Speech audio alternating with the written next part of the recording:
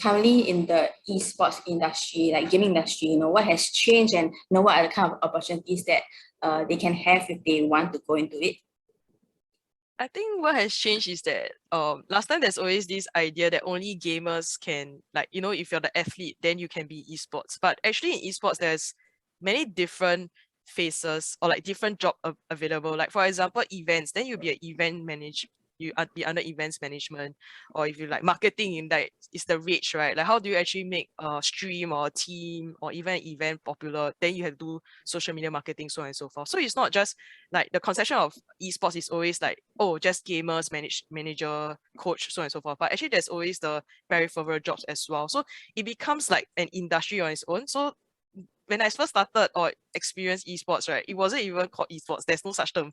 So the moment when there's prize pools and stuff, then we realize, hey, there's all these job openings. So I think it's not just about like, I want to be a gamer, then I come into esports, but also thinking about like, hey, if you really like this industry, how can you support the infrastructure or whatever in this particular in esports lah. Yeah, so that's I think the biggest difference. I think that's a very good point, because I did go and check out some of the gaming companies just to find out if there are any jobs that are viable. I realized that they are looking for all kinds of people, actually, all kinds of career, but they want someone who understands from the perspective of a gamer. So I think if you can bring that to the table, then it's actually good enough. So the other part is what kind of skills are good, if they want to pick it up from games, like social skills, emotional skills. Like, are there any particular games that are good for such things? I think that there are quite a lot of serious games out there that are intended to actually very intentional in building, like maybe team building, so on and so forth. But actually I want to switch to it. Like I think a lot of people know, oh, there are games that are intentionally designed to cater to build certain soft skills or certain hard skills. But I also like to shift the focus to game-based learning, which means that technically any game that is in the market, you can actually learn all these things. It's just how you want to apply them. So for example, I'll just take a very common game like maybe Mobile Legends. You'll be wondering how to communicate, right? So it's very intentional. So for example, in the game, when I'm talking to someone or sharing a command, is the player reacting to me? If the player is not reacting to me, then the first reaction of a gamer is, yeah, the person noob lah, the person not listening, don't play. But actually, if you think about it the way, if I use this opportunity and say, hey, how do I make this person listen to me? Or at the same time, is the person not listening to me because I'm actually giving a wrong command? The person isn't hearing me, so on and so forth. So it's really about using games as a tool, and how do you actually improve from there, and not playing mindlessly.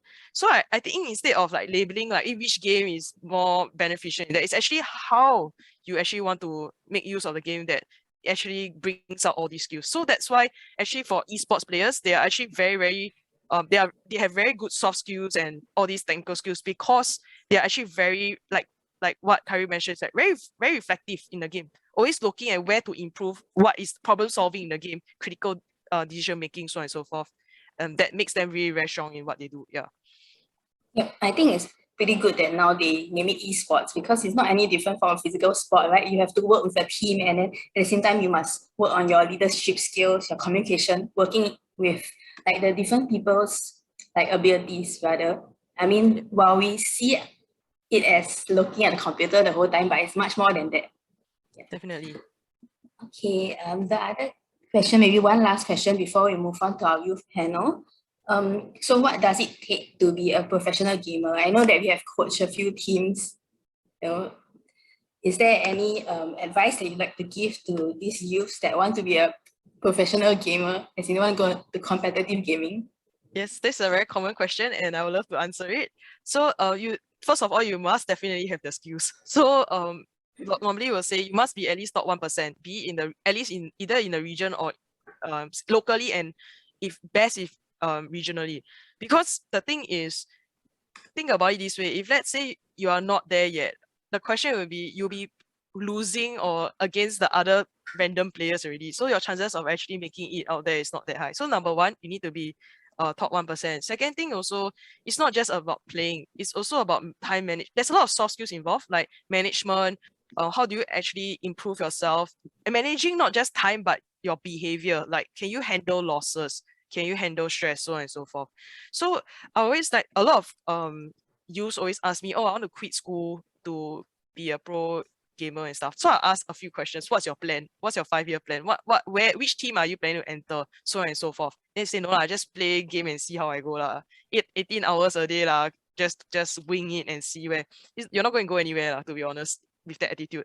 So I think instead also is the same thing, is don't see school or whatever you're learning as like a hindrance to your path to being an esports player.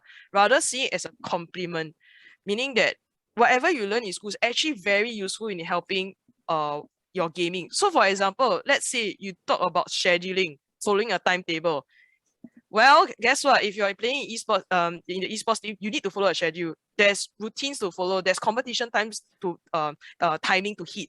And also every day you realize that you're not allowed to play so many games because you're spending most of your day discussing your strategies and planning other things. And you only have that fraction of time to actually practice on your game. So you really need to be, then also in school, you learn how to calculate. If you don't know how to do your math, how are you going to calculate your stats? Like, how do you calculate your in-game items? How do you actually handle all the new meta patches that's coming out, so on and so forth? And also another thing is, if you don't like to go to school, how do you go and handle different people? I don't want to go to school because I don't like this friend. But guess what? When you go into an esports team, you're forced to be, you're not always going to have be playing with your friends. You have to play with other players like who are very good, who might not like you. How are you going to sync all that up? How do you going to actually be the MVP to the point that when you are placed in anywhere, you're able to adapt? So all these things you can get from school. But so the question is always like, why not balance both? And if you can handle all, technically I don't see how can you not be a good player in that sense. So I think it's also the last but not least is really the drive. It's not easy. A lot of times both parents and youth had this idea that being a pro gamer means it's a very fun job thing. But trust me, anything that becomes a job suddenly will become very tough. And also it becomes a lifestyle. So I think it's really a lot of discipline, a lot of perseverance. So I think these are the things that I want to advise, is that never see studies or learning as a hindrance, but a complement rather, and really learn to balance both. Then I think you'll go far if you really want to be a pro gamer in this sense. Yeah.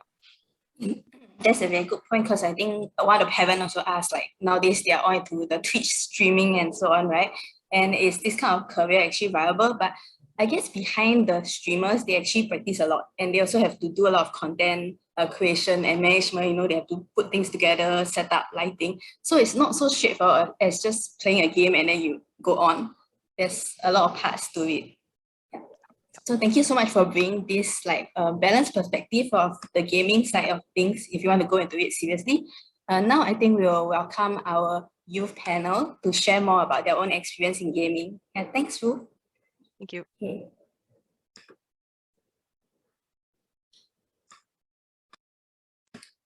Can I turn on the slides for...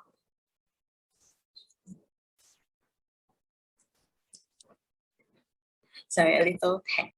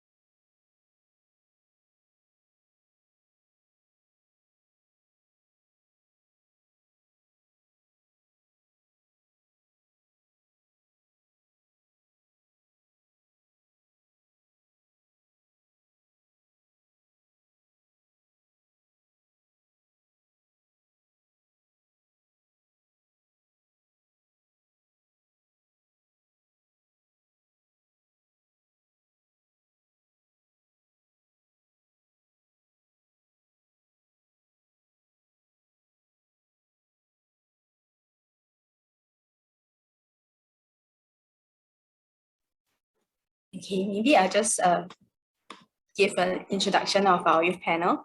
So, I mean, I'm on the youth panel and I used to play games daily before I actually had my son. So I think the most recent game that I actually played was Genshin Impact, and before that I was playing Among Us a lot because it was like fun to play with my friends, and also because I want to kill them secretly from going into events. And I guess the other part is that I actually met my husband through World of Warcraft, so I was quite addicted.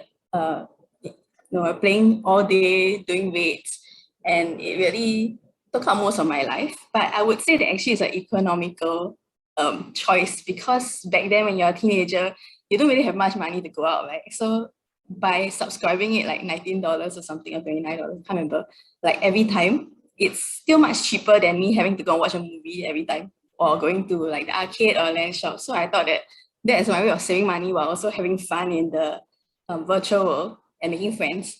So the next person that will be doing their introduction will be Emilie. So maybe I'll pass it over to Emilie to share about her own background. Hi, I'm Emilie. I'm both a gamer and also a cosplayer, and then I'll share more about my cosplay journey later.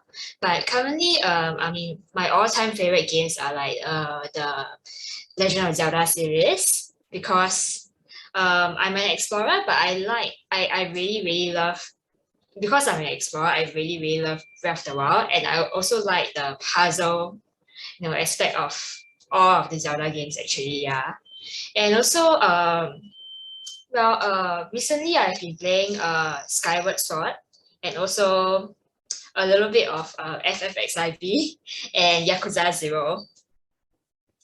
And though I don't cosplay that many game characters yet, I hope to like bring more game characters to life from like the series that I like. Okay. Perhaps the next person can share more about their gaming experience. Okay, next we have John to share. Yeah. Hi. So I'm John. I started playing. I think I started playing when I was like 9, and I mainly enjoy all the games, be it like exploring or whatever. Like if they are like shooter games, like on the competitive aspects of, I do enjoy the competitive aspects of games. So like for now, mainly I'm playing a lot of CSGO, Valorant, but also recently I finished Far Cry 5 and New Dawn, and those are really fun. And that's why I think that actually open world games are actually really fun. I also played a lot of Genshin. I think I got the AR like 50, but I gave up on it because it got a bit boring for me after a while. But and the slow updates. But yeah, that's from me. The next person can share. And then we also have Ace. Hi, I currently don't have a webcam because it's spoiled. But anyways, hi, I'm Ace. I play Fortnite and Valorant currently, and I used to play Fortnite competitively. Yeah, I used to go to like LAN gaming for competitions back in Sec 2. I currently graduated. I just graduated from Sec 4, and I'm waiting for my results to go into higher NITEC. Yes.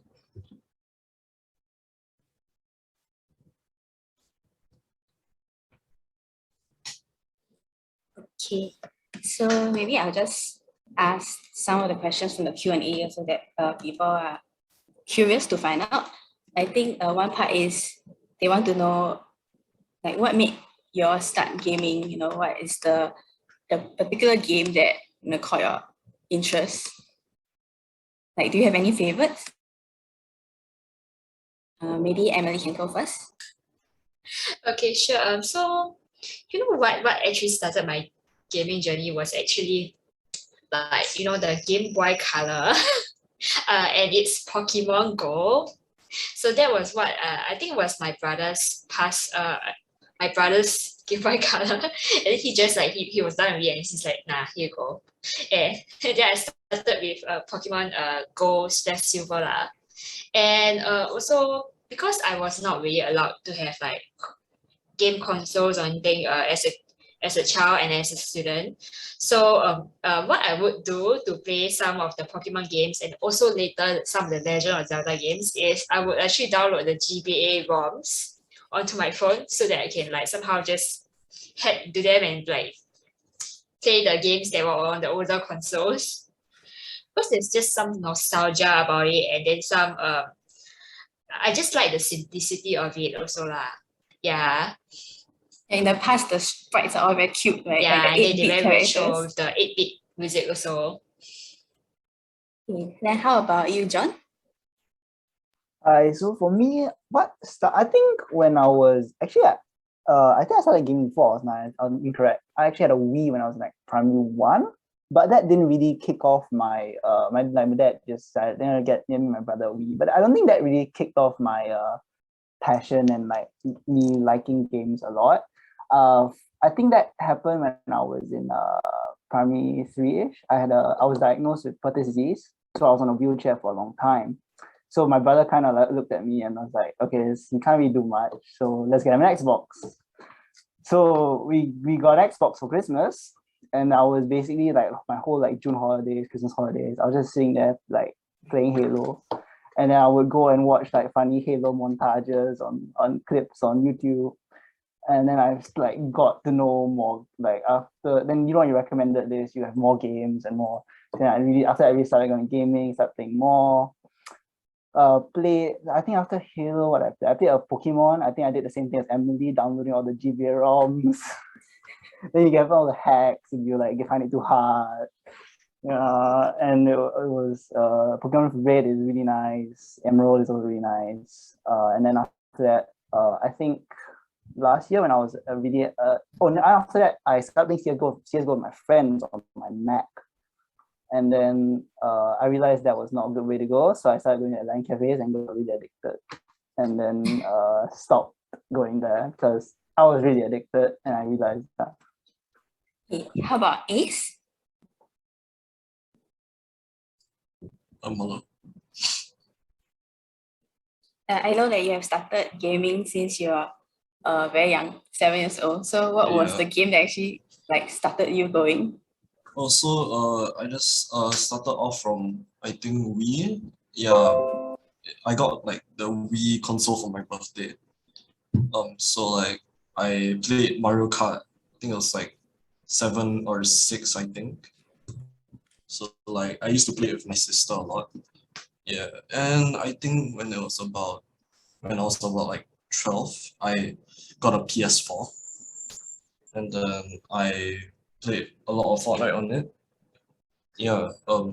So basically I was playing on the controller a lot, and then after that I went in like when I was like 14, I got a PC, and I played Fortnite on it, and some of CS:GO, but I didn't really like the game.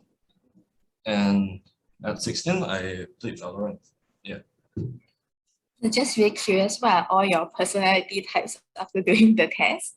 Are you like achiever, explorer, guru? I think I got achiever, guru, and yeah, achiever and guru. Yeah. From the game, yeah, it does feel like it. Okay, so I think one of the other questions that people have been asking is, so some of us managed to balance our gaming after that, right? But was there any particular situation that caused you to decide to play less, or did your parents object to it, like gaming habits? So yeah, so when I was Sec 2, I was playing Fortnite a lot and competitively lah. So I went for like competitions in Singapore, and I went for like gaming events, and I just when I got back to school, like after the holidays, like end of year holidays, I came back to school and I sat for tests, and I was doing pretty badly for Sec 3. So after that, I decided to maybe like cut down my gaming. I told my dad, hey, can I like cut down my gaming? I think I'm doing pretty bad for school. So like he agreed, we agreed, and decided to like maybe cut down my gaming for like maybe let's say 1 hour a day, maybe like on the weekday, maybe on the only the weekends I play 1 hour a day. So the weekdays I just study and study. Yeah. And another thing I did in Sec 4, I picked up skateboarding as a side hobby to like maybe like calm myself down. Because basically I've nothing to do besides studying and playing games, so I just decided to pick up a hobby. Yeah. And then like I along my skateboarding journey, I actually like met like friends, like tons of friends who skateboard as well. Yeah. So I just hang out with them at like maybe like I go from place to place like Orchard maybe, yeah, and I just go from park to park. Yeah, that's all. Thanks for sharing on your skateboarding. That sounds actually very fun, but I'm a bit too old to do it now. But so for John, would you like to also share like if you have faced any resistance from parents or anyone regarding your gaming habits that cause you to maybe tone down a little, or have you managed to balance it perfectly all along? Okay, for me, right, I think actually I can just share that like yeah, I had a lot of like arguments with my mom, especially recently I got a PC like this year. But yeah, I got a PC like this year. So I had a lot of arguments with my mom. I think actually even a few weeks ago, we had a bit of a squabble, you know, like we basically she thought I wasn't doing any work. And then when I did like a lot of work and I was like really tired, so I just went on to play with my friends. And then she got mad at me, asked me to do new application. And she threatened to like see I'm banned if I don't get my unit applications done by end of December, but it was the like 3rd week of November, so I was like, I have time. So yeah. So we did have a bit of a squabble there, and there was a lot of miscommunication. Also, I think that day I messed something up in the morning. So she was already quite mad at me. And then she wasn't really willing to listen. I was like, okay, I'm quite tired. I did quite a lot of work. Can I just play a bit? So yeah, I think she was a bit angry at times. So I kind of didn't listen. And then we kind of fight lah. And then I remember the day after I apologized to her, saying, okay, maybe we should have thought about this. Maybe it's a better way to do this. And I said, I mean, I still love you, mom, like kind of thing. And to try to explain what I felt like, okay, I already did this and I was really tired. And she was really mad at me because she really wanted to get my application done like ASAP. But I wanted to ask some of my friends who already went to like NUS and how they wrote their personal statement. And on the day I remember I tried to explain very, very hard to her that I really don't know how to write this. I want to ask them for like the structure, and she just like didn't listen because she was really, really mad because I actually really messed something up in the morning.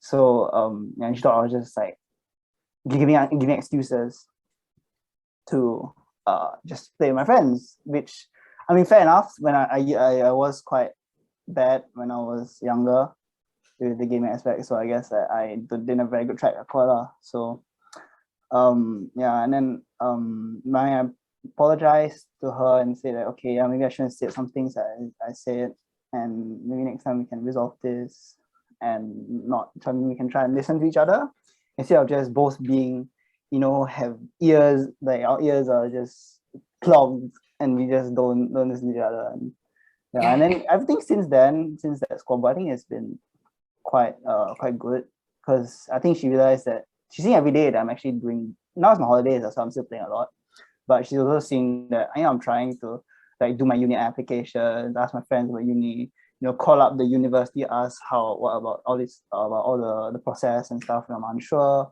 And I'm doing some like studying for tests I'm going to do in the future. So I think she really noticed that, and I think that also and I also like stopped playing because I'm doing all this. So I mean, I think for us youth and parents also, if first you get your stuff done, I don't think your parents are gonna like yell at you, right? You get all A's, A stars. No one's gonna stop you from doing what you want. So you get your stuff done. Sometimes it's miscommunication kind of thing, right? Because they see you at the computer the whole day and then they assume that you're only playing games. You know, whereas for other sports, like maybe if you go skateboarding, you're out of the house, so they won't come and keep talking to you. I mean, I guess you all understand how it feels, because when you're playing a game and your parents keep knocking the door like, hey, have you done this thing yet? Can you do this? Can you do that? And then something you get a little bit irritated. And then get brought up, they're like, oh, they're playing games and we are losing them again to this like addiction or something. So it's tend to be like this misunderstanding between parents and youth when it comes to a gaming habit, because it might just really be purely a hobby, you know, something that we like. So for Emilie, maybe you want to share about your interest in gaming, because I know that you also like to do cosplay and you do a lot of cosplay gaming.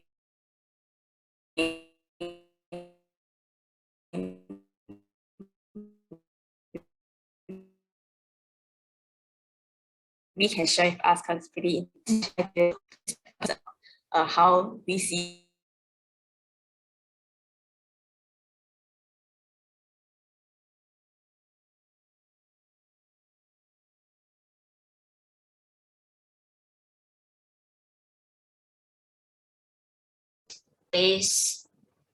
sorry, I got distracted, but this will be specifically on how I would start a game character cosplay project lah. Yeah. But anyways, an interesting thing about me is I actually only really started to come back into gaming perhaps like when like circuit breaker happened and all, and then I bought a Switch and then it started from there. And also because we were all working from home more, so I thought like because we're at home more, I got more time to game. It affected a bit of my work, but like I mean, I feel like it's not just me who probably started gaming more during CB, but like yeah. And because I recently only started getting back into gaming, I also only started to like want to cosplay game characters more lah. Yeah. My recent cosplays are probably from 𝗣𝘀𝘆𝗰𝗵𝗀𝗀𝘆 and perhaps also Yakuza 0. But yeah, okay. Could we perhaps have slides so I can have something to show?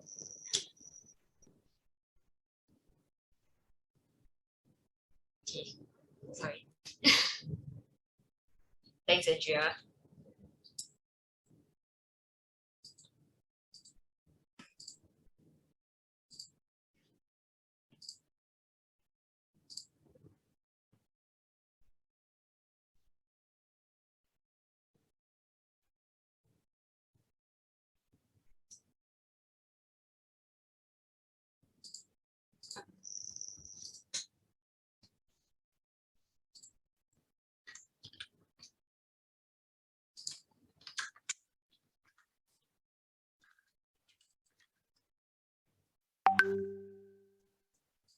Oh, sorry, I forgot it was Trinity, not you. But anyways, okay.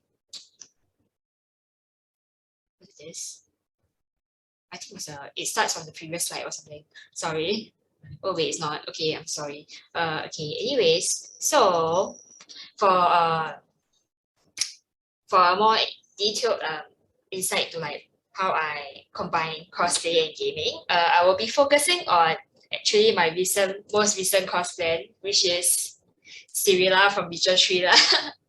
But okay, so before like once I decided like I want to like start on her course, I usually would actually I would search out references like I would search out references. Like for example, for this, it will be like Cirilla 𝗣𝘀𝘆𝗰𝗵𝗀 character design, because as you can see over here, the character designs usually would show me like different angles of how the costume is supposed to be, of how the props are supposed to be, so I can get a more detailed image of what I'm supposed to work on lah. Yeah, okay, next slide please. So, okay, so usually whenever I'm a very how do I say this? I'm a very detailed person, and I like to go into a lot of details, and I be very, very logical when it comes to cosplay. And sometimes like I will just keep thinking about like how am I supposed to make this, and then I think about too many things at one time. But to prevent myself from overthinking on that, usually I would try my best to like section the different parts of her costume, of the character's costume first, so I know like okay, I'll group them into different groups. Then that's where I will start from the different sections. So like for example, as you can see in the circles, like perhaps like instead of just overthinking on how I'm going to do everything, I would like maybe start on like maybe the hot part, like her chainmail vest here, and then work my way downwards instead. And then also once I'm completed with that, perhaps I will just work on the frog separately instead. Yeah. And that's also because like I don't know if there are cosplayers out there or here, but if you are, you know that like a cosplay project really takes a lot of time and effort lah. So you really need to section the things that you are supposed to work on, and then manage your time to work on these things so that you won't feel so overwhelmed, especially if you are rushing for something. Yeah. Okay, next slide. So usually as cosplayers, we would usually like to plan photo shoots for it. And I mean, actually now because of the COVID restrictions and all, so there are no like cosplay events or conventions, right? So we've just like been focused on planning photo shoots lah. So before I plan for a photo shoot, I will always search up like references for the character, both on like maybe like how the character fights and how like maybe if I would like to depict a certain scene, like what you see here, then I'll search up these references so that I can like at least have them in my phone to discuss with the photographer on like what we would want to achieve for the photo shoot and how I would like to portray the character. Yeah. Next slide, please. Okay, sorry. So next up, after I've decided like how I would like to portray the character, the location to me is very important too, because well, it's not just, especially for Witcher 3 and other open world games, the environment is one very, very, very big thing in the game lah. And as you can see in like these pictures, the Witcher 3 environment art is beautiful. Oh my god, don't get me started on it. But okay, I digress. So usually I would pull out references by searching up like, you know, the game name and then like maybe the environment art, so that I would get this type of like wide images of how like the different locations might be like, and then I can get an idea of like where I can like shoot this at and all. Also over here, I think you probably cannot really get this in Singapore, but definitely not all the locations in Singapore, but just a fun fact, like if I were to ever shoot this overseas, I would definitely like to shoot Witcher 3 overseas one day. Yeah. Okay, so heading on to the last part of my sharing session here. These are just like some of the pictures on the 𝗬𝗲𝗯 cosplay that I'm working on right now. It's honestly, because like there are no events and all that, I'm honestly finding it a little hard to find motivation to keep continuing on working on this. But well, I try my best to have more motivation through like maybe like always just like maybe listening to the gameplay music, and also Witcher 3 has like a new season right now. I will be watching that to gain more motivation. And just like perhaps if you are ever stuck on anything and like you feel like you have no motivation, I always find that it's nice to always talk to my cosplay friends about what we like, and about maybe like if I have friends who also like Witcher 3, I usually will talk about this to them, and that helps me also like have more motivation to continue this. Yeah. Okay. So it's just been this. I hope you enjoyed like my short sharing session on how I cosplay game characters. Yeah, thank you so much, Emilie, for sharing all this. What I see out of it is like a lot of passion and resourcefulness, also creativity, because it's not so much of just buying a costume like to wear, right? You actually have to do a lot of research, on the poses, what to buy exactly, and then maybe if it's not the correct color, you have to like even spray paint like the equipment, or add on extra things here and there. So it's really a lot of hard work that also everyone just can. just a disclaimer like not perhaps it's not very common, or like it's not all cosplayers might actually do their own costumes and all that, but like their passion behind it is still there lah. So but I always am in awe of like cosplayers who always choose to do their own costumes and their props lah. And Yep. So from here, I can tell that like out of all these gaming habits, it's not so much of just the game itself. There's a lot of things behind it that people are interested in. Hence, we play the game. Whether it's because we want to go into extra challenges, like challenge ourselves, to meet a certain achievement, get some good score, or maybe get a very rare item in the game. There's always something that pushes us to do better, even read up and strategize. So it is something that hopefully today while sharing, we can actually bring it out.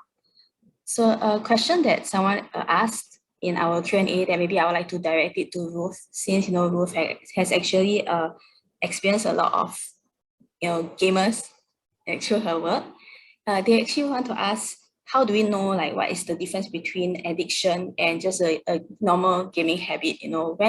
What are the signs, and when do we know that someone needs help, or maybe we ourselves need help? I think the key thing is to define is when the gaming actually affects our life, our relationship with people, and also our functionality, like be it personal hygiene, so on and so forth. So there's actually a DSM-5 criteria, like if you satisfy 5 out of 9 criteria over a course of year, then you're actually clinically diagnosed as a addict. But usually we say that if you don't satisfy some of the criteria, we call it game dependency lah, because it's already affecting, but not to the point where it's severe enough. So I think sometimes you say, well, very hard to determine ourselves whether you're addicted or not. So actually what we do at Comeback and SOOS, we actually created a game dependency test that I think you can help to share the link in the chat, so you get your yourself, or even it's also for gamers yourself to do it, or even for parents who are joining us today, you can get your child to do it as well and see your score, whether your child is whether the moderate or to the significant dependency. If it's significant, then there's something that we want to look at as well. Yeah, to actually. But I think the key thing, right? A lot of times, we are very quick to jump on the term addiction. Like, oh, a bit cannot get off a computer. Very, very quick to jump to addiction. But I think key thing is also to have a conversation with if you're a parent asking this question, to have a conversation with your child to find out exactly why the child really likes to play. Could it be a issue with management? Or if yourself, you're actually realize, wow, you cannot get off it and you're so hooked on it. I think key thing is also to remember what are your priorities, so on and so forth. Like, is this something that it's not controllable? If it's not controllable, then that you feel that you don't have control over, it's also good to talk to someone, a professional help, or you can even find us at Comeback, and talk to and speak to a psychologist about it. Yeah. Yeah, it's great that nowadays we have so many types of help that we can reach out to, right? Because it's no longer a taboo thing to talk about gaming. I think last time there was like misconceptions about it, but right now, with this sharing here, I hope that whether it's parents or we use ourselves, we can have a better understanding of our own habits. Yep. One more question would be. Oh, I just want to cut in also, like, sorry, to just add on what I shared also, that please do take note that you cannot self-diagnose yourself as an addict, or help someone to diagnose them as an addict. Yeah, I think it's a very key thing that please do not do that. Yeah, okay. Yeah, sorry. Yeah, I think always approach it with a lot of like trying to be curious, about your child. What are they doing in the game? For parents, that is like find out why they like it so much. There's something that is very interesting, and then you also show the same kind of interest. Find it as a platform to like reach out to them, bond with them. I think that as a parent now, I see my son also liking gaming. He likes Pokemon a lot, so I use it as something that I can hang out with him. So I play Pokemon Go and then he goes on a walk with me and then he can look at Pokemon. I think once we see it as just another platform to get to know your child better, then that's actually a good thing. Like if you bring your kids to play sports together, soccer, it's the same. So another part would be to people with, I mean, for this question, maybe I'd like to give it to the youth panel if they want to answer.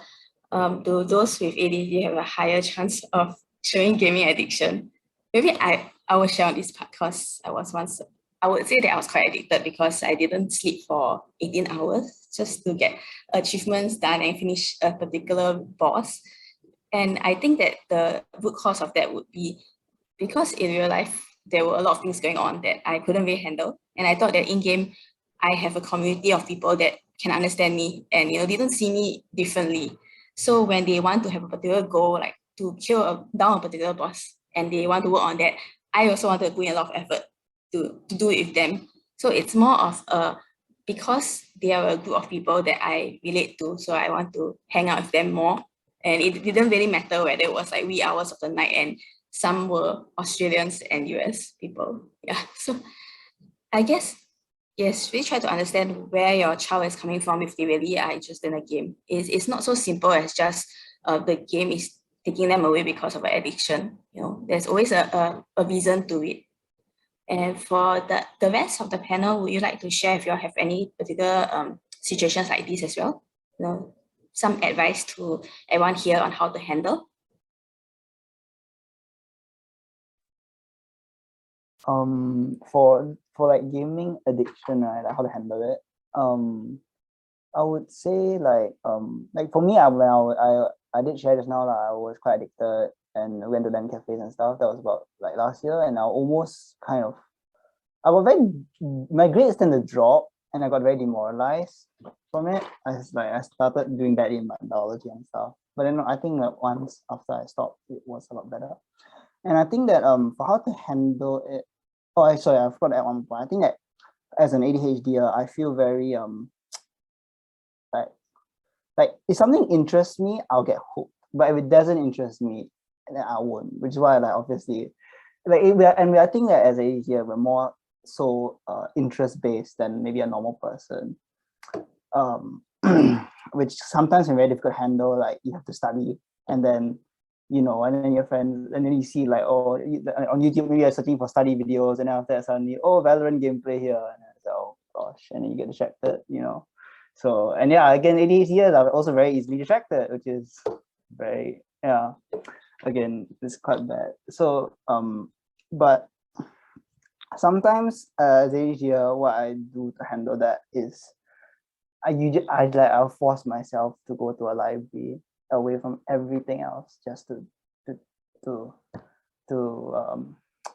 get all the distractions out. And if I can't, then like I think I used to get like someone to sit in with me just to make me study, which was a bit of a pain, but yeah, it was. I really had to do it. If not, my grades were dying.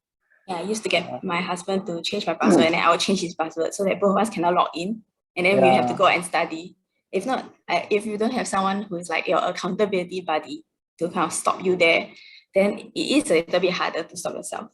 So I guess that we will have to have a bit more self-awareness. So if we know that we are going over to the other side, right, in terms of our gaming habits. Maybe Ace, you want to share more about your experience as well?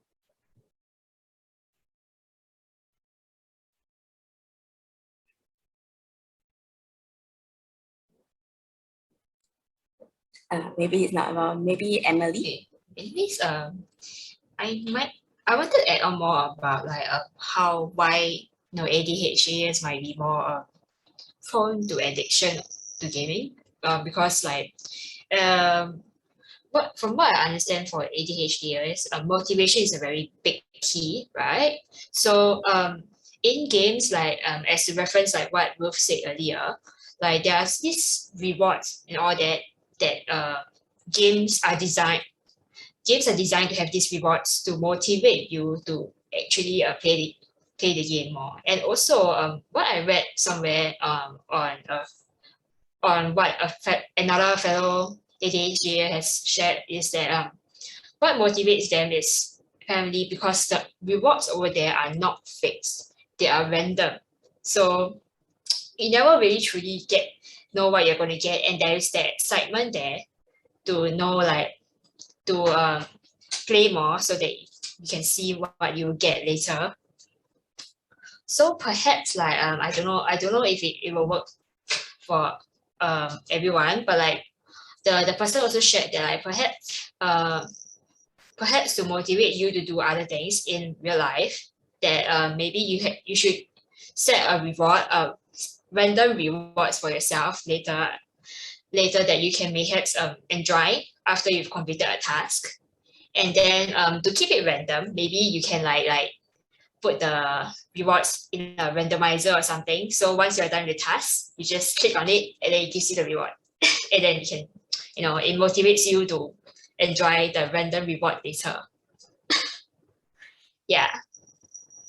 Yeah, I think that for someone with ADHD, usually the small wins in the game also is like very addictive. Because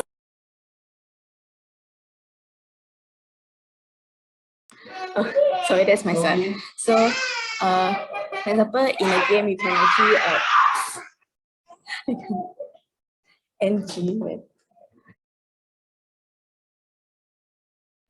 okay, so for example, in a game sometimes you can get certain items, if you complete a quest, right? Then you feel more motivated to complete that thing. So maybe you should like gamify real life so that you feel that the same way as well, and it motivates you to do your tasks.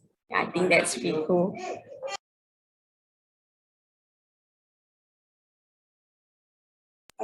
One other part about it is that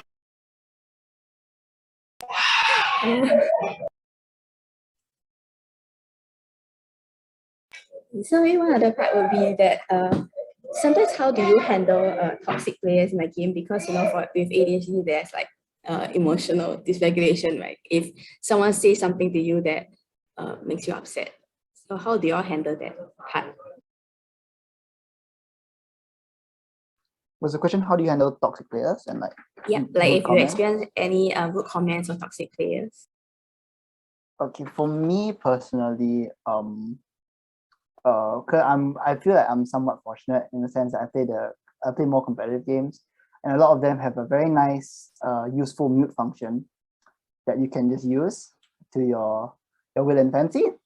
If someone is really just screaming and stuff like that, you can just do that. But that's for normally a last resort. And at the end of the day, normally when I think to it, having played some form of team sports, you know that sometimes when you're like losing, so there's bad emotions, and it's just like everyone just feels kind of bad. When people just tend to get emotional and then they just start to throw blame everywhere, and then these kind of comments come out. I think on a team, that like even a football team, like say you miss a shot or whatever on a goal, and maybe teammates be like, oh, why you miss a shot, why you do that or whatever, and then sometimes they can be like frustrated with you. I think that also applies in games, maybe like even like team games or whatever, where it's not really that they don't dislike you, it's more of the spur of the moment, they're just frustrated because something negatively went your way. And I think that's the way I look at it. And I say, okay, they don't, like, most of the time people don't mean these things. People are generally not bad people, so they don't generally mean these things. It's just in the heat of the moment they'll say these kind of things. Yeah, that's my take on it. Hi guys, I'm Moonlight, founder of Unlocking ADHD. I'm coming in to work with Andrea because she's got player number 3 making some noise in the background. So Emilie, what about your tips for dealing with toxic players in the game? So perhaps I do not have such a positive view like John has, but these players, I mean, you probably would not meet them in real life anyway. So the best method to deal with them is honestly just use the game's function, or if they have one, to block them, or like to add them to a blacklist or something. Yes, because you're there to enjoy your experience gaming. So why why should you like make your experience negative because of a stranger who you would never meet, and you don't know what their intentions are anyways. And also, if you are playing in a MMORPG, like a multiplayer game or something, doing that, blocking them also saves the other players some grief, and then makes the experience better for everyone. So block that. Yes. Great, thank you. What about you, Ruth? I know you must have met a lot of toxic players and all these years. Like, how do you handle them? Oh yes, I think the #1 rule is never feed the troll. So I know there's a lot of times that you feel like arguing back and like want to say your piece, prove a point, and be the last man standing. But usually that just ends up snowballing, and a lot of trouble just comes. Like you end up entertaining all these conversations instead of actually spending like what all the other panelists were saying about then playing the game.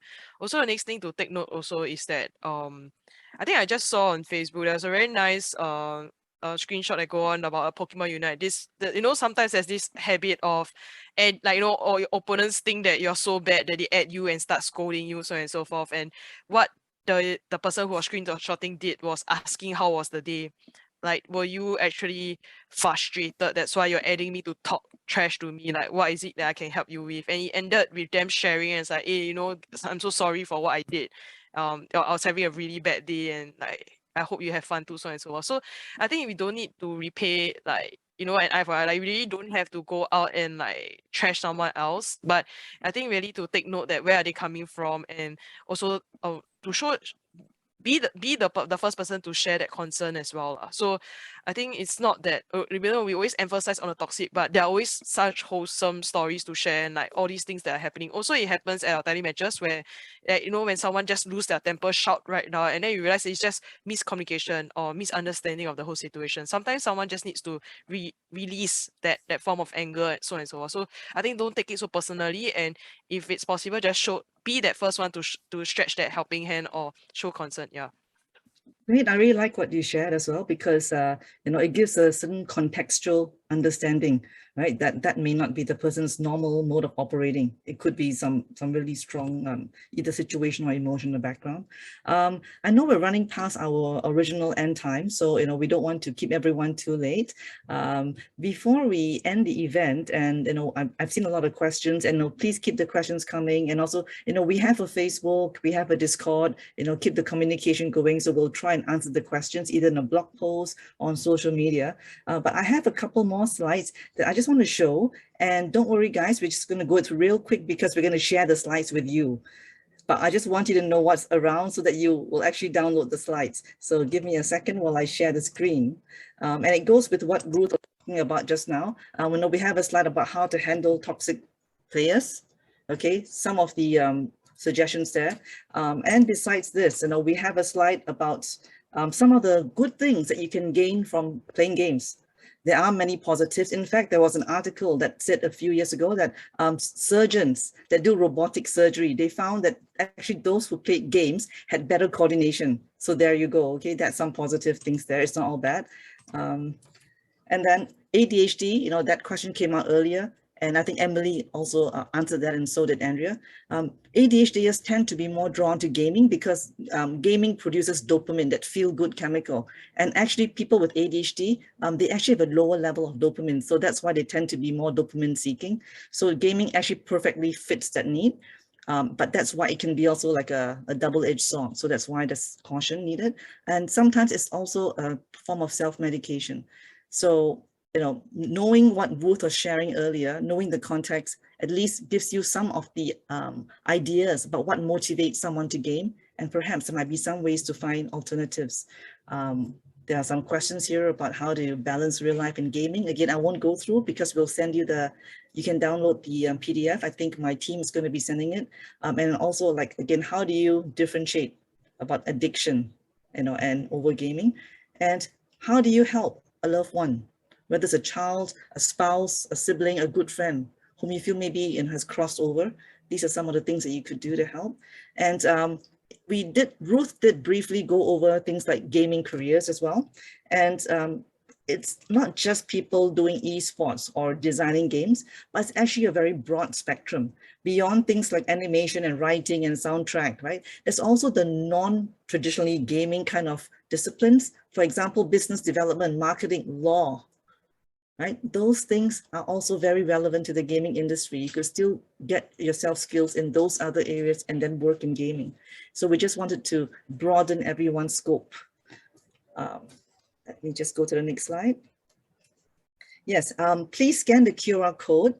You can give us your feedback about this session. It's our first time doing a gaming experience kind of event, and we particularly were doing under our Youth for Youth arm, and you can see the panelists and the team behind this are all youth. We would really like to share a different perspective about games because there are positives. It's a very social thing. There are skills to be learned, and as you can see, like everyone has come through to the other side pretty much, right? It also be patient parents, be compassionate, open the communication, the conversations, because if your child knows that you are supportive and willing to listen, I think there'll be a bit more give and take. And I think that relationships will be much healthier. So again, please scan this to give us your feedback. For those of you who are not familiar with Unlocking ADHD, please go to unlockingadhd.com. That's our website. Our mission is to empower ADHDers and their families to live life to the fullest. And we try to give resources and tools about understanding ADHD and living better with ADHD. And we also have personal stories that I shared on our website. We have support groups through our Discord and Facebook. If you see the links there, just scan that. And we also like to share information about SOOS and Comeback, the social enterprise where Ruth is from. You can find information not just about gaming and training, you know, in games, but also if you think that you might have sort of crossed the line or you're near that line, if you want to find out more about what to do, then that's also a good place to get your resources and support. As we close this event, I would like to just ask each of the panels here if there's any last things that they would like to share with the audience for tonight to remember. Maybe I'll start with Ruth first, and I'll end with Andrea, if you're okay to speak.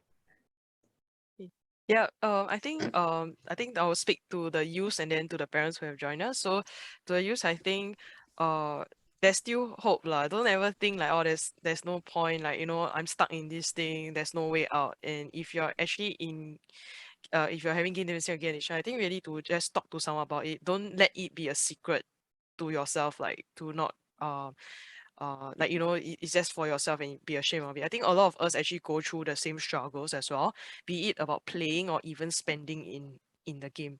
So as the next thing I also want to share is that I know a lot of times talking to parents might not seem, it sounds very counter productive because like they will never understand that kind of you know, that kind of thing. But I think a lot of us went through that. I myself also went through a phase where, you know, it's very hard to talk to my parents about games, especially last time when there's not so much information on Google as compared to now. So I think the key thing is, and don't expect it to be communicated within one session. Like it takes time, and a lot of times parents see our behavior.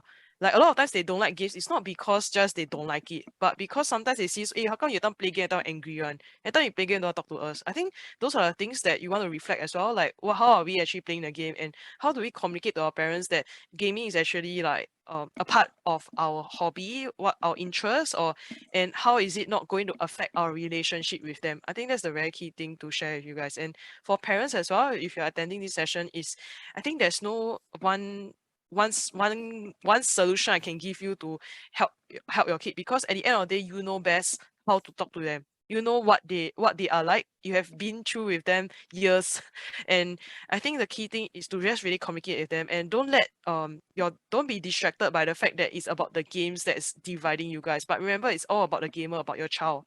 So with the sharing, I hope that you also have some tips on like, oh, maybe there's a player motivation. Even maybe you can even use a player type as a conversation starter as well. Like, what's your player type, so on and so forth. And I think key thing also is once you have the player type, don't say, hey, I hope you become a guru, or at least you become a master. Like, you know, that kind of thing. Like, just really accept, just talk about it, and let your child share more about their gaming and see how you can help bridge their gaming tendencies to their real life as well. So I think just key thing is just really, I think at the end of it, to both the parents and the youth, is really the relationship with with each other. I think it's really very, very important, like what Mulek has emphasized on. Yeah, very long last words, yes. So I'll pass the time back to you. You're very wise, so thank you for that. How about you, John?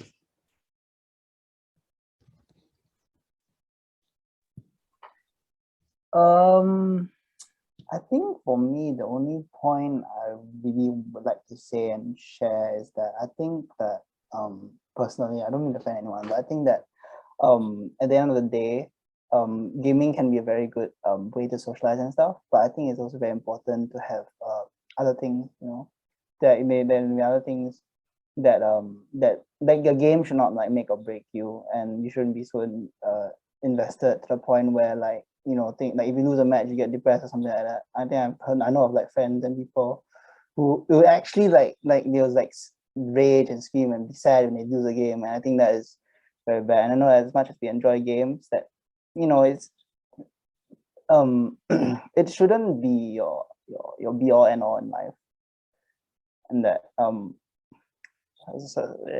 mean, unless it's really your career, then but if it's on the side, I think that it's important to have other things to back you up, like maybe a sport or another hobby, like maybe like Ace shared is skateboarding. I think you need something else to back it up. Although like maybe gaming can improve your social skills, but in some aspects, but I think at the end of the day you still need some face-to-face and real life experiences. Yeah, that's all. Sorry if I offended anyone, but yeah. Cool, thank you, John. How about you, Emilie?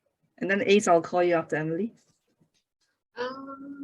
I don't have anything much to add except that perhaps like I hope like we've changed like your concept of like how gaming is, and like the one of the gaming or the esports industry is, and perhaps like, you know, one day you can like get your non-gamer friends into like a simple mobile game or anything, like perhaps like Among Us or anything if it's still alive.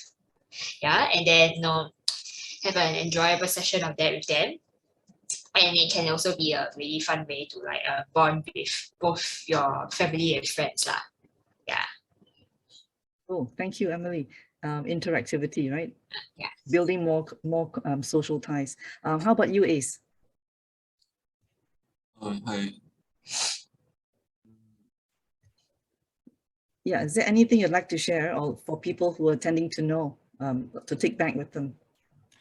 Okay, so my advice maybe is like let your child like find his like or hers like another hobby for like, yeah, for them, like actually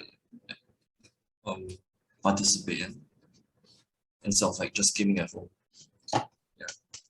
I think it's a great suggestion. And, you know, when you shared with me that you're taking up skateboarding, and, you know, because of that, you have so many more friends and you see so much more of Singapore, and you said you're actually fitter, right? So I think it's all positive stuff. So you found a pretty good alternative. So that's really cool. Before I pass back to Andrea to close the event, I just wanted to thank all the parents who are here as well, because actually I think that you've done one of the really important things tonight, is actually to be here, to listen directly from the youth. And it's easier when you listen to other people who aren't your kids. So, you know, it's more neutral. Hearing from people like Andrea and Ruth, who themselves are gamers, and Andrea herself is a parent as well. So hopefully, you know, tonight we have a little bit of a different perspective. And we hope that this is the start of many healthy conversations. So I'll just like to pass the time to Andrea to close. And again, thank you everyone for coming. Andrea, back to you. Hi, thank you, Moon, for covering for me. Just now, player number 3 was a little dysregulated, but with his favorite Pokemon toy, now he's calm again. So I think with that, right, I want to also add on to what Moon has shared about the parents being here. Use the gaming, right, as something that you get to know your child better with, and then like let that be something that probably you can enter their world through, rather than seeing it as like an enemy, right? That you want them to stop doing that, because then they can come back to you and do what you want them to do. I think it's very important that for our children, we see them as an individual, and then you try to follow them rather, I mean, not to say that you give in for everything, but more of they have their own special characteristics, so and capabilities. So try to see that instead. Like if they are playing a game and maybe they like a certain type of game, So as Ruth has shared that personality type that they have, then you know, oh, great, you are a very strategic person. Like it's great that you have this kind of problem-solving skills. You know, try to see these kind of things and bring it out for them, rather than pushing them away by saying that I don't like you to do this at all because it's wasting your time. Yeah, I think gaming is just another platform, another hobby that they have. It could be, you know, something like external sports, or, you know, they can even be someone that likes to read or watch a lot of shows. Nevertheless, that is just a hobby that they have. You know, don't see it as the enemy. That's all I want to add on. And for the youths that are here, right, I totally empathize with you guys, but main thing is that play hard and work hard at the same time. Like, I think you need to show your parents and everyone else that you are able to handle your life and balance it, right? So then they will not see it negatively. I think we also have that responsibility ourselves. And thank you for coming tonight. You know, well, good game, everyone, and well played. So here is our survey, and we really appreciate if you can fill it up for us so that we can do better for other events ahead. Yeah. And yes, our recording will also be on YouTube and social. So if you want to share it with your friends or, you know, your parents, if they're not here, to get them to understand you better from an external perspective, please do so. Yeah. Thank you and have a good night. Bye-bye.